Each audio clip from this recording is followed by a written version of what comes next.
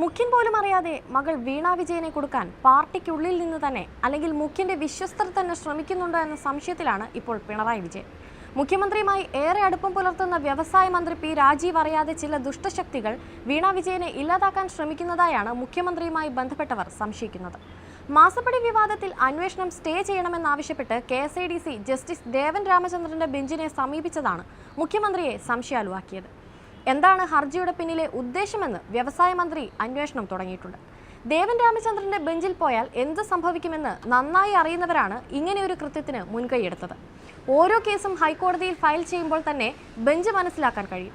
അടുത്ത തവണ ഹർജി പരിഗണിക്കുമ്പോൾ തന്നെ പിണറായി വിജയന്റെ മകളുടെ കാര്യത്തിൽ തീരുമാനമാകുമെന്നാണ് നിയമവിദഗ്ധർ ചൂണ്ടിക്കാട്ടുന്നത്.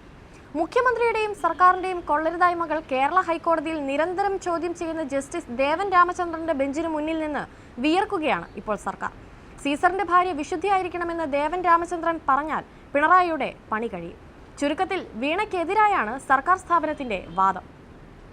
എക്സാലോജിക്ക് വീണ്ടും ഉയർത്തുന്നത് രാഷ്ട്രീയ പ്രേരിതമാണെന്നും തിരഞ്ഞെടുപ്പ് അടുത്തു വന്നതോടെ മുഖ്യമന്ത്രിയുടെ പേര് വലിച്ചിഴയ്ക്കാനാണ് നീക്കമെന്നും CPM സംസ്ഥാന സെക്രട്ടറി MV ഗോവിന്ദൻ പറഞ്ഞിരുന്നു. മുഖ്യമന്ത്രിയിലേക്ക് കേസ് എത്തിക്കാനുള്ള ശ്രമത്തിന് പിന്നിൽ കൃത്യമായ അജണ്ടയാണ്. SFIO കേസ് അന്വേഷിക്കണമെന്നാവശ്യപ്പെട്ടത് ഷോൺ ജോർജാണ്. PC ജോർജും മകൻ ഷോൺ ജോർജും BJPയിൽ ചേർന്നതിന് പിന്നാലെ കേന്ദ്രം SFIO അന്വേഷണം പ്രഖ്യാപിച്ചു. BJPയുടെ രാഷ്ട്രീയ ഇടപെടൽ അതിൽ വ്യക്തമാകുമെന്നാണ് CPM പറയുന്നത്. എന്നാൽ മുഖ്യമന്ത്രി അന്വേഷിക്കുന്നത് KSADCയിലെ രാഷ്ട്രീയമാണ്.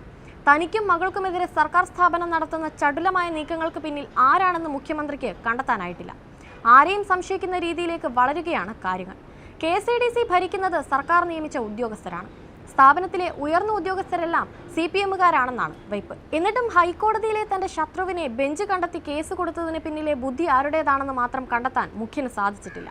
മുഖ്യമന്ത്രിയുടെ മകൾ കർണാടക ഹൈക്കോടതിയെ സമീപിക്കാൻ കാരണം ജസ്റ്റിസ് ദേവൻ രാമചന്ദ്രനോടുള്ള ഭയം കാരണമാണ്. മുൻപും ജസ്റ്റിസ് ദേവൻ രാമചന്ദ്രൻ മുഖ്യമന്ത്രിയെ ബുദ്ധിമുട്ടിച്ചിട്ടേ ഉള്ളൂ. മരുമകന്റെ റോഡ് മുതൽ മുഖ്യമന്ത്രിക്കെതിരെ അതിശക്തമായിട്ടാണ് ജസ്റ്റിസ് ദേവൻ രാമചന്ദ്രന്റെ ബെഞ്ച് പ്രതികരിച്ചിട്ടുള്ളത്. വിധവാ പെൻഷൻ അടക്കം നൽകാൻ പണമില്ലെന്ന് പറയുമ്പോഴും സർക്കാരിന്റെ ആഘോഷങ്ങൾക്കൊന്നും മുടക്കമില്ലെന്നും ദേവൻ രാമചന്ദ്രൻ വിമർശനം ഉന്നയിച്ചിരുന്നു. ഇങ്ങനെയൊക്കെയുള്ള ജഡ്ജിയുടെ ബെഞ്ചിലാണ് KSADC രക്ഷ തേടിയെത്തിയിരിക്കുന്നത്. KSADCയിൽ നിന്നും ചതി സംഭവിക്കുമോ എന്ന സംശയവും മുഖ്യനുണ്ട്. അങ്ങനെ വന്നാൽ കേരള ഹൈക്കോടതിയിൽ നിന്നും ഉണ്ടാകുന്നത് വൻ തിരിച്ചടിയായിരിക്കും.